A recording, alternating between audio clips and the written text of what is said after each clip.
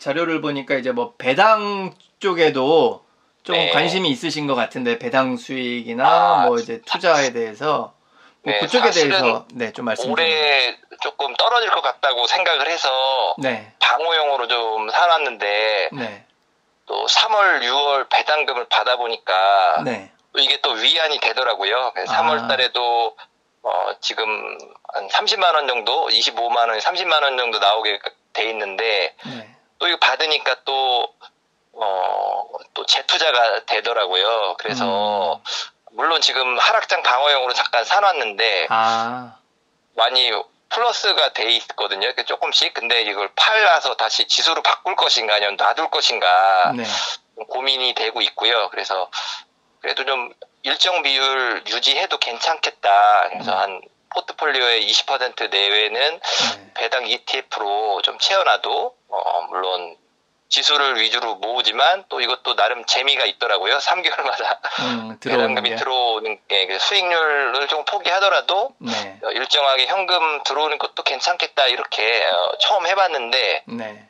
3월달, 6월달에 이게 입금되는 거 보고 굉장히 많은 위안이 됐습니다. 하락당일 때 네, 그런 측면이 있더라고요. 네. 그러면 그 배당금으로는 뭐 재투자 예, 하시나요? 재투자는 전액 다 재투자하고요. 또 그러면 뭐 어떤 그냥 뭐 지수 투자나 아니면 네, SPLG를 주로 샀습니다. 그게 한 30만 원 돈밖에 안 돼가지고 그 네네. S&P 500 미니 버전이 미니 버전이요? 네네네. 네, 40달러짜리 그런 것도 좀 사고 이렇게 몇 주 정도 더 추가를 했었습니다.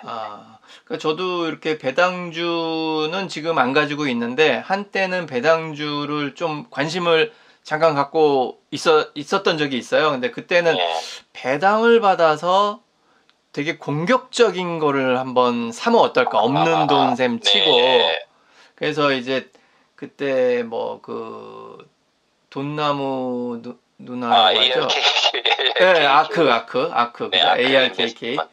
네. 뭐 그런 거나 이제 뭐 굉장히 뭐 그러려고 이렇게 쭉 봤는데 자료를 찾아보니까 근데 이쪽 이제 보그레드 쪽에서는 네. 배당주는 안 하더라고요. 그게 이제 배당을 받는 그 시점에서 이미 그 세금이 제외가 되고 받는 거라서 맞습니다. 네. 15.4% 떼서 네.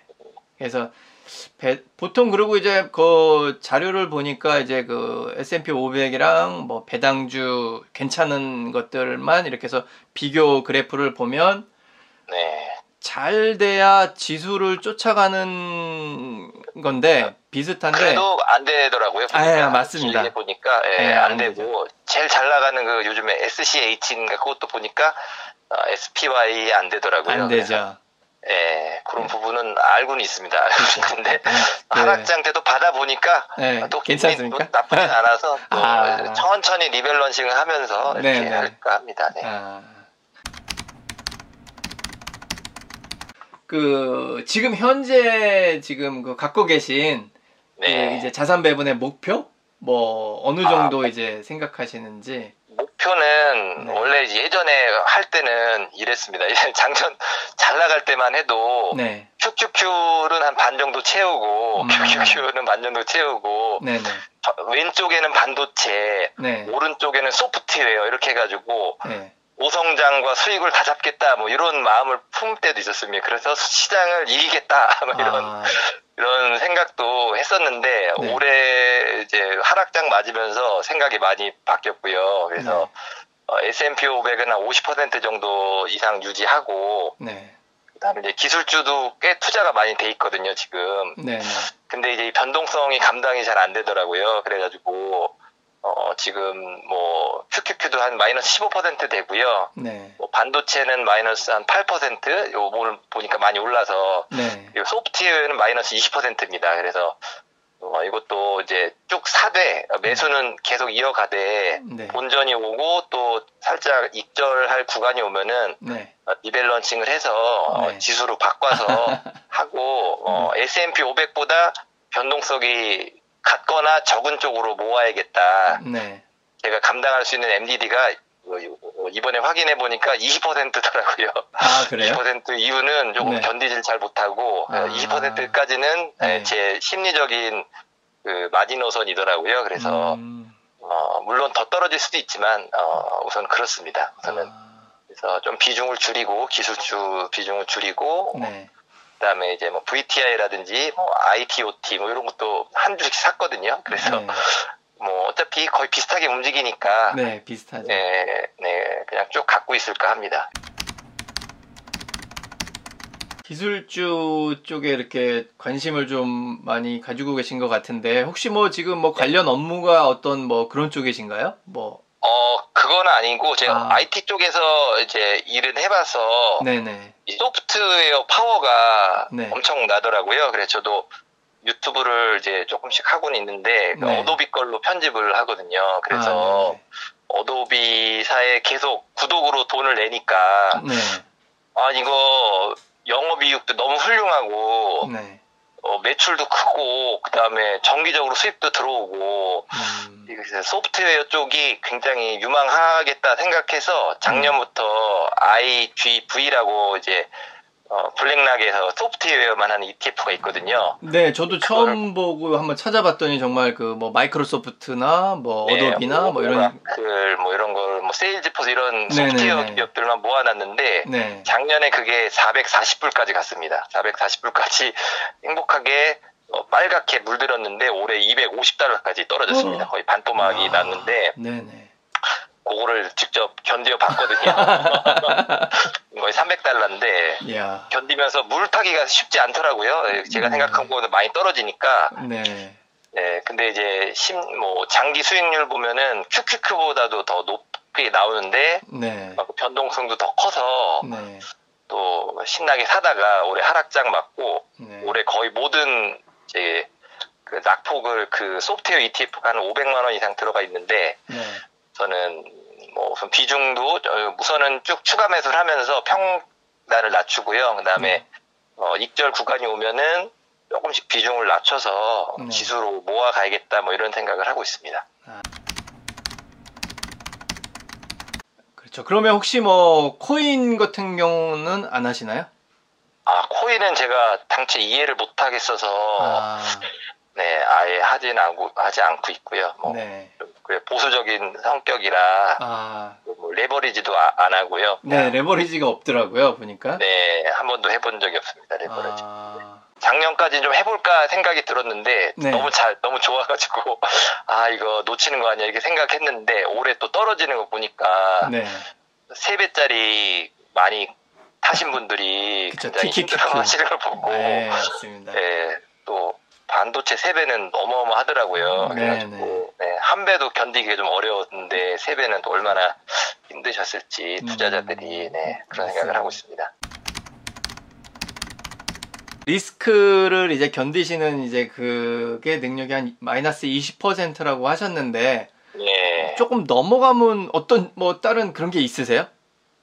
그 기아 자동차 갖고 있을 때 마이너스 80%까지 맞아봤거든요. 그래가지고 당해는 봤습니다. 당해봤는데 그때는 이제 어플 지우고 그렇죠. 안 보고 외면하고 회피하고 방치하고 이런 식으로 견뎠었는데 보통 한 20% 마이너스 20, 마이너스 30 넘어가면 사실은 이제 포기를 하게 되죠. 예, 추가 매수가 어렵게 되더라고요.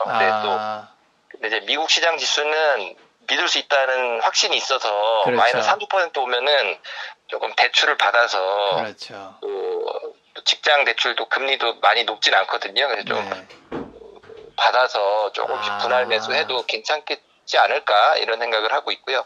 이번 5, 6, 7월 달에도 굉장히 많이 샀습니다. 그래서 상당히 공격적으로 투자를 했고요. 매일매일 한 20만 원, 30만 원, 50만 원씩 5월부터 7월까지 계속 샀습니다. 근데 그러니까 뭐 이번 일주일가 많이 올라가지고 굉장히 좀 좋은 성과를 좀 거뒀는데 앞으로 또 떨어질 수도 있겠죠. 뭐.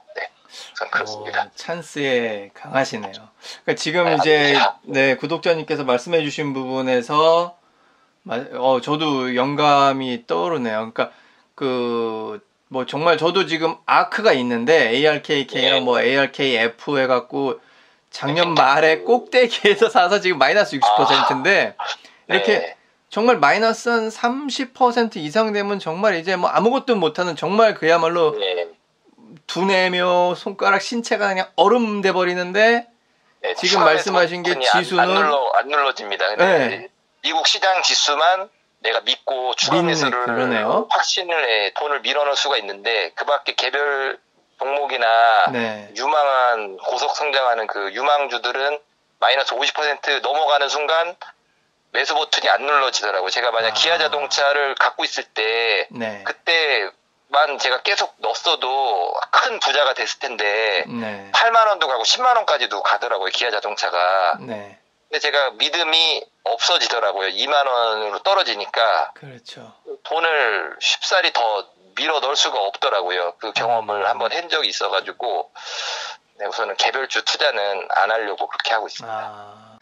어떻게 되든지 미국이란 나라는 그죠? 뭐 오래 걸리면 보면 이제 그 닷컴 버블이나 네. 그다음에 뭐 70년대 그 석유 파동이나 뭐 이런 거 보면 오래 걸려야 뭐 한 13년 뭐 이 정도이기 네. 때문에 그때 뭐 또 물론 이제 계속 그 추가 매수를 하면 그 원금이 회복되는 게 뭐 5년, 6년으로 줄여지기도 맞습니다. 하니까 네. 그런 어떤 확신을 가질 수가 있는데 정말 개별주는 이게 정말 망할 것 같아서 지금 떨어진 건지 아니면은 뭐 정말 이게 기회인지 알 수가 없기 때문에 네. 같이 이야기할 사람이 없더라고요. 또 공감도 안 해주고 친구들은 또 탔다 팔았다 하면서 하는 거 네. 좋아하고 맞아요. 그러니까 지금은 투자를 다 중단한 상태라 뭐 매수 버튼 누르는 친구가 없어서 없는데 또 저랑 비슷한 철학을 갖고 있고 또 이렇게 또 선도까지 해주시니까 이렇게 캠페인처럼 해서 아주 잘 보고 있습니다. 오늘 올린 영상도 잘 보고 봤습니다. 하락장에서 버티는 법, 네, 그것도 잘 봤습니다. 저도 뭐 저도 이제 만들면서 오늘 영상에서는 그 이제 하락장에서 정말 계속 그 투지를 가지고 계속 끝까지 매수를 해야 되는 건데 보통 뭐 저도 영상 지난번에도 말씀드렸는데 이게 뭐 3개월 떨어지면 처음 2개월은 막 하는데 이제 3개월째 떨어지고 하면 그쵸? 항목을 하게 되더라고요. 계속 떨어지니까. 그쵸. 멘붕이 되니까 막 못 들어갔는데 사실은 정말 계속 그 밀고 한 주씩이라도 사야 되는데. 맞습니다. 그게 정말 나중에는 어마어마한 그 성과를 내주잖아요. 그때 산 것들이. 제가 생각해낸 방법이 한 20분할을 해서 20일에 나눠 사면 사다 보면 또 월급날이 오잖아요. 그렇죠. 그럼 또 월급으로 또 20분할해서 또 사고 이렇게 하자 이렇게 해서 그것도 아이디어예요.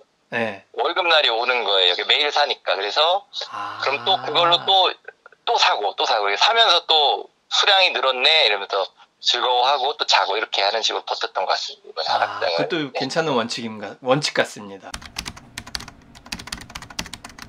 지난주에 올린 이제 보글에도 철학과 한번 우리 구독자님과 뭐 어느 정도 되는지에 대해서 한번 이야기를 나눠보겠습니다. 뭐 그 11가지 원칙 중에 이제 첫 번째가 이제 그 급여 매일 들어오는 수입 대비 이제 적게 쓰고 저축을 좀 하는 투자를 좀 하는 이 부분에 대해서 좀 말씀을 좀 해주세요. 굉장히 중요하다고 생각을 해서 실천을 하고 있고요. 그래서 당근마켓에 집에서 굴러다니는 물건을 다 팔아가지고 그거 진짜 20만 원 정도 나오더라고요. 그래가지고 다 팔아가지고 책도 다 팔았습니다. 뭐 책도 다 중고로 다 팔아버리고 해서 그 모은 돈으로 주식을 샀고요. 이번 하락장에요? 예, 이번 하락장 전이었는데 다 팔아서 이제 집에 꼭 필요한 거 외에는 좀 안 남겨놨고요. 그 다음에 제 와이프도 굉장히 검소한 성격이라 뭐 둘 다 외식 안 하고 배달 음식 안 시켜 먹고 양가에서 음식 받아가지고 조리해 먹고요. 그래서 그 다음에 가계부 써서 지출 좀 줄이고 그래서 이제 와이프 것도 이제 와이프는 이제 마이너스 통장 있어서 그거 갚고요. 빚 갚고 저는 이제 다 투자를 하고 해가지고 둘이서 한 550 정도 벌면은 한 달에 100도 안 쓰는 것 같아요. 둘 다. 그래서 다 돈을 모으는 게 좀 가장 중요하다고 생각하고요. 당연히 옷도 잘 안 사고 옷도 아껴서 그냥 입고 올해도 거의 안 샀습니다. 옷도 안 사고. 예, 그래서 거의 다 투자로 해서 아마 저 때문에 지역 경제 활성화는 좀 안 될 것 같기도 하고요. 네, 생필품도 다 떨이 사다가 먹고, 예, 또 홈플러스 가면 밤에 가면 70%까지 할인하거든요. 밀키트. 그럼 그거 사다가 조리해 먹고, 네, 그런 식으로 생활기비를 아껴서 이제 미국 시장 지수 사는데 쓰고 있습니다. 그래서 분수에 맞게 살라가 가장 인상이 깊었고요. 네. 그러면은 지금 2세는 아직 없으신 건가요? 임신 중입니다. 와이프 임신 그러세요? 중이고요. 네. 그러면은 그 2세가 태어나게 되면 아무래도 지출이 좀 많아질 수도 있을 것 같은데 뭐 그때 대비해서 뭐 이렇게 뭐 계획이나 이런 건 있으신가요? 그래서 와이프가 적금 들고 있어요. 예, 적금 들고 있고 또 아이 태어나면 바로 그 개인연금 계좌 만들어줘서 2세 10년에 2천만 원인가요? 그 한도가 있더라고요. 그것만큼 좀 채워줘서 내가 사회 나갈 때 증여세가 없는 거죠? 네네, 그걸로 이제 S&P 500을 사줘서 2023년도에 태어나거든요. 그럼 걔는 이제 2023년도부터 S&P 500 국내 걸로 갖고 있게 되는 거죠. 우리 아이는 시작은 2023년도에 주식 투자를 시작을 해서 초등학교 넘어가면 이런 투자를 알려주고 돈 생기는 대로 모아라. 세뱃돈 하면은 그걸로 뭐 사 먹지 말고 사라. 개인 계좌에다가 연금 계좌에다가 그렇게 해서 걔가 뭐 30살 되기 전에 큰 돈을 만들어 주는 게 목표입니다. 네. 이제 결혼을 하셨는데 이렇게 그 절약을 하시려면은 아무래도 배우자분과의 어떤 그 합이 좀 맞아야지 되는데 보통 안 그런 가정들도 많잖아요. 맞습니다. 사람은 굉장히 전략을 원하는데 다른 사람은 또 그렇지 않을 경우는 이게 그 조율하는 게 쉽지가 않을 텐데 어떻게 우리 구독자님은 이게 짱 맞나 봐요, 마음이? 와이프가 처음에 만났는데 핸드폰을 옛날 구형을 쓰고 있더라고요. 처음 만났을 때. 그래가지고 검소한 친구구나라는 거 알고 잡았습니다. 잡아서 물론 제가 더 씀씀이가 컸던 것 같고요. 그러세요? 예, 본격적으로 투자를 하면서 저도 지출 규모를 많이 줄이고 옛날에 막 사먹고 막 유흥에도 쓰고 이랬는데 지금 다 줄이고 그렇습니다. 네. 정말 그 배우자분을 잘 얻으신 것 같습니다. 와이프는 절약만 하고 투자는 안 해서 뭐 적금만 하고 있더라고요. 근데 투자는 제가 하고 절약은 와이프가 굉장히 잘해서 그렇게 해서 뭐 시너지가 난 것 같습니다.